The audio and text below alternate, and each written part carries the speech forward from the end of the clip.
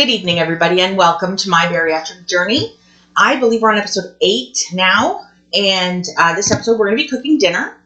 So we're going to try and cook a little bit of a simpler dinner, nothing that takes a whole lot of prep work and a whole lot of time and effort. I want to actually go for something a little bit easier, but not too easy. It's still got a little bit to it.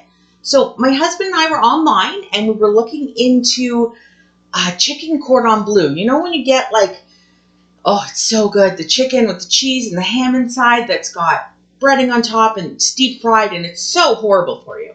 Absolutely, all the breading, the butter, the oil, the deep frying, everything. It's absolutely horrible for you. I wanted to try and make a bariatric version. When we went online, however, we saw that we couldn't find anything that really fit the bill. Everything had some sort of breading, some sort of butter, some sort of oil, whether, you did put it in the oven, but it had like a topping with a lot of bread and sugar in it, and it's still, not that healthy for you. So I figured I'd just create my own. So that's what we're doing right now. Again, if you have any foods you want to try, anything you want to see, comment down below. Let me know. Subscribe, comment, say hi, how do you do? Tell me your bariatric journey, how it's going. Mine's actually going really well. I'm still under 250, thank goodness, knock on wood. I don't want to ever get above that again. I'm still trying to get under 200, but right now I'm happy at the pace I'm going at. I only had my surgery in October, and I've already lost 80 pounds, so I feel like I'm doing pretty well. Anywho, again, comment down below. Tell me about your journey. Tell me what foods you want to see me cook. Tell me what foods you miss that you just wish we could make. We've done a couple experiments on a couple things that have turned out absolutely horrible that I could tell you about one day. But today, anyway, we are going to go ahead and make chicken cordon bleu. So what I'm going to do for this recipe, there's going to be no breading, no frying. I'm going to use the Instant Pot. I always use my Instant Pot whenever I have chicken, and that's not because the Instant Pot's any better than the oven. It's just because it does leave the chicken so much more moist. And you would know as well as I do, if you've already had the surgery, that the tougher your meat is, and the more you have to chew it, and the more laborious it is just to eat a meal. So I really find the Instant Pot super helpful that way. Any meat I cook in the Instant Pot gets nicely cooked, but still stays moist, and all that is sealed into it. So let's go ahead and get going. What we're going to need for this is chicken breast. Now I have 4 family-sized chicken breasts. I already have 4 chicken breasts here. These were bone in, so we had to take the bone out. That's okay. We've got 4 chicken breasts. We've got some Swiss cheese. I got some low-fat Swiss cheese from my local grocery store, and a ham steak. Now this ham steak, I'm actually going to try to cut it in half, and then in half this way. So I'm going to try and cut it in half lengthwise to make it a little bit thinner, to make it easier to roll up, because we're actually just going to be rolling these up.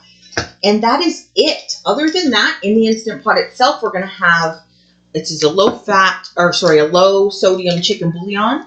That's going to go into a cup of water, and that's just going to go below the tray that the chicken cooks on, just to keep it nice and moist. So let's go ahead and get started.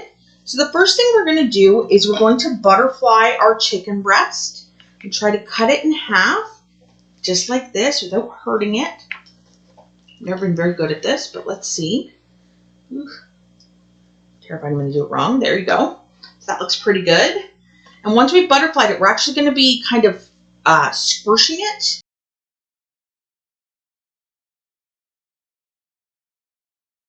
That's not a word, but we're going to be kind of like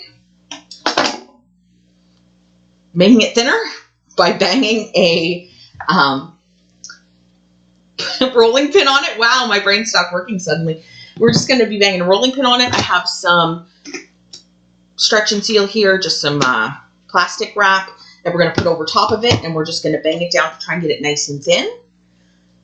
Now, because these were kind of cut up, they're a little bit more tender than chicken breast you're going to get that's boneless and skinless. They just didn't have any boneless ones in the store when I went shopping today, so we ended up with bone-in chicken breast, but that is quite all right. We're still doing the same procedure. We just had to remove the bone first, so no big deal. So there's 4 chicken breasts.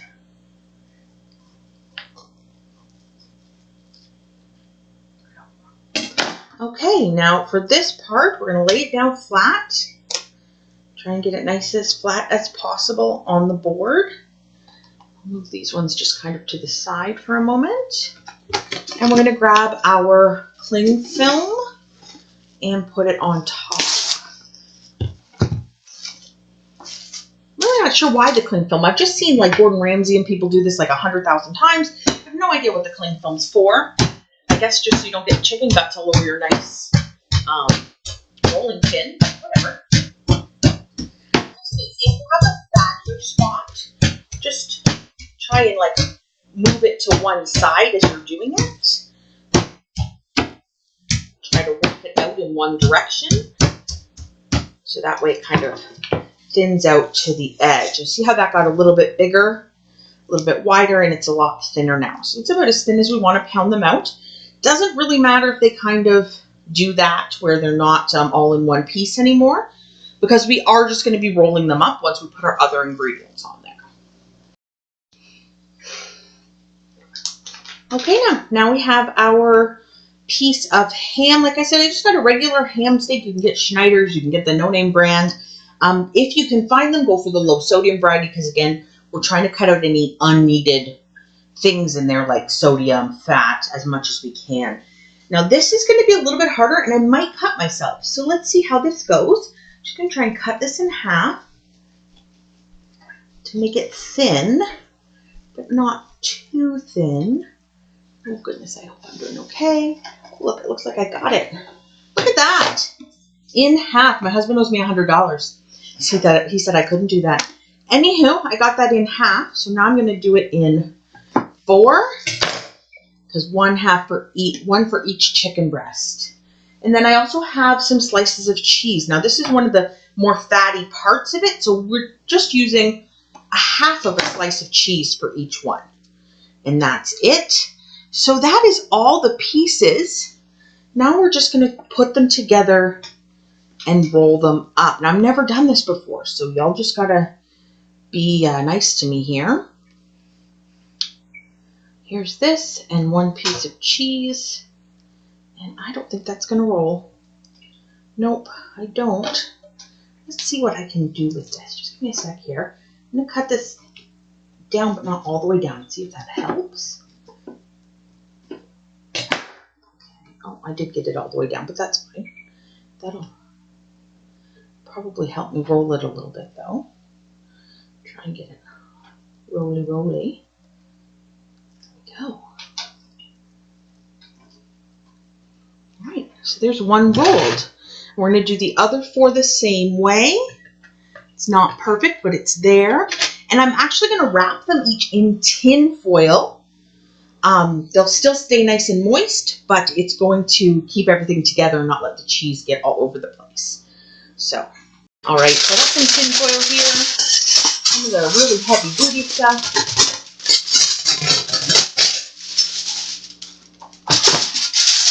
Wrap it lightly in some tin foil. And that's just going to keep everything nice and together while it's cooking. All right, so I'll do the other 4, and then we'll put them in the Instant Pot. All right, so like I said, I've never done this before, so this is as much of a thing as it is to you as it is to me.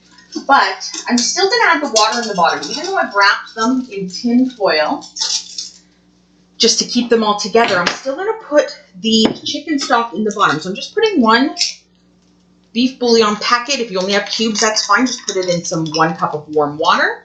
But I have 1 low sodium bouillon packet. I'm putting in 1 cup of warm water. And then I'm going to add that as well to the bottom. So it's actually just going to sit under the chicken. So it's not ever going to actually touch the chicken, but it's going to keep moisture in there. So I hope the tin foil doesn't negate that. I'm not sure if it will. Now we've done chicken in the Instant Pot many times before. So we're going to do pressure cook.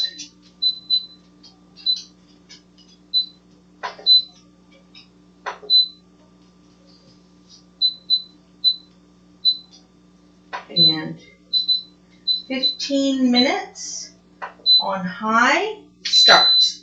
So So we're going to let this cook on high for that 15 minutes. Then we're going to let it naturally unseal for 10 minutes. So when you come back to it, it will have naturally, the pressure will go on naturally for 10 minutes before I take it back out again. See you guys then.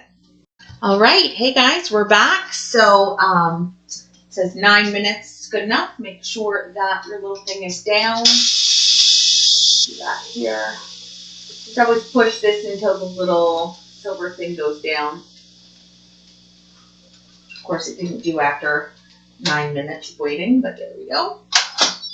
Open this. And here they are, exactly the way I put them in about 20 minutes ago, I guess, or 30 minutes ago maybe. It smells chickeny, which is a good thing. All right, so here they are, all my little wrapped up packages, and we'll just see from here what they look like inside. It's going to be super hot, and I'm going to burn myself because that's what I do. Oh, there's a little bit of moisture in there. Not let that get all the way in when we open it. I'm just going to grab some paper towel. Beautiful. I don't want my chicken to be actually wet, just still moist.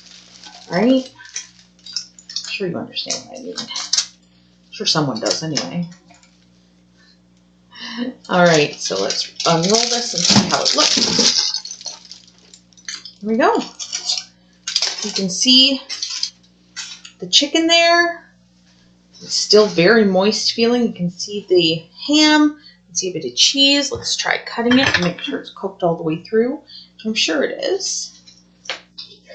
Oh yeah, it definitely is. And that's what it looks like from the side there.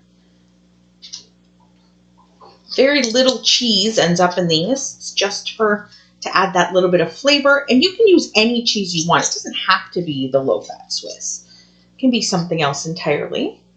I'm just going to grab a very small piece of this to try it. Again, this is the first time I've made this, so I have no idea if this is going to taste like crap or not. So let's go for it.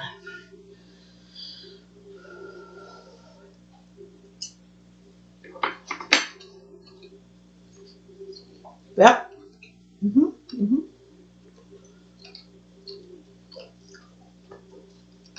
No breading, but it tastes very much like chicken cordon bleu that I'm used to, just without the breading. Maybe a little bit of salt on there, some pepper if you enjoy pepper before you eat it. But that's a perfect recipe. It's great, easy, fast to make, and you get something that's a little bit nicer than just plain chicken. So I hope everybody loves that. Make sure to subscribe, comment below, check out my blog post, everything you can, and I'll see you again next time. Have a good evening. Size chicken breasts. You can't do this. Never mind. These are bone in.